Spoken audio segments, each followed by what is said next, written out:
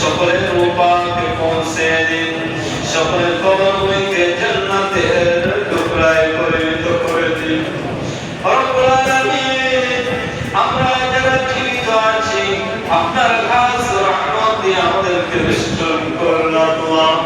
আপনার কালামুল্লাহ শরীফের হুকুম, আপনার হাবিব পাকের সুন্নাত তরিকা অনুযায়ী আমাদের জীবনকে অতিবাহিত করবার মতো তৌফিক দান করুন। রব্বুল আলামিন, মাহে রমজান দেখতে দেখতে কয়েকটি রোজা হয়ে গেল। রব্বুল আলামিন, যেভাবে রোজা রাখার দরকার ছিল আমরা রোজা রাখতে পারিনি আল্লাহ। যেভাবে ইফতার করা দরকার ছিল আমরা ইফতার করতে পারি না। যেভাবে সেহরি খাওয়া দরকার ছিল আমরা সেহরি খেতে পারি না আল্লাহ, যেভাবে তারাবি নামাজ পড়া দরকার আমরা পড়তে পারি না। রব্বুল আলামিন মাহে রমজানে যেভাবে ইবাদত করিলেন আপনি আপনার হাবিবে খুশি হয়ে যান, রাজি হয়ে যান, সেভাবে আমাদের দ্বারা করিয়ে দিন।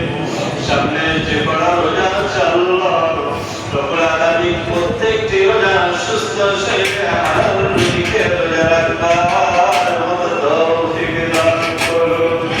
রব্বুল আলামিন প্রথম সেই রোজাতে আপনার খাস রহমত বর্ষণ হয়, আপনার হাবিব জানিয়েছেন রব্বুল আলামিন সেই খাস রহমত আমাদের প্রত্যেকের উপর বর্ষণ করুন।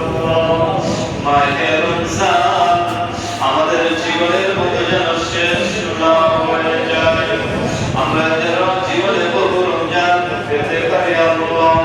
খাস করে আল্লাহ জানি না জীবনে কবে কোন মুহূর্তে আপনার ডাক এসে যায়, জীবনের শেষ মুহূর্তে পবিত্র ঈমান নিয়ে আখির জামানার নবীর উম্মত হিসেবে আপনার দরবারে হাজির দিতে পারি রব্বুল আলামিন। আখিরাতের জীবন হে আল্লাহ সব থেকে ভয়াবহ স্থান হলো কবর। রব্বুল আলামিন কবরের সমস্ত আযাব থেকে আমাদেরকে মাফ করে দিবেন। আখিরাতের জীবনের সব থেকে বড় পুরস্কার আপনার দার জান্নাত, সেই জান্নাতুল ফেরদাউসের মেহমান আমাদের সকলকে বানাবেন। রব্বুল আলামিন যে কদিন বাঁচিয়ে রাখেন, ঈমানী অবস্থায় বাঁচিয়ে রাখেন, আমাদের প্রত্যেকের হায়াত কিসমতকে দারাজ করে দিন, প্রত্যেকের খাঁটি 5 ওয়াক্ত নামাজি বানিয়ে দিন। আমরা যারা সুস্থ আছি সুস্থতা দিন।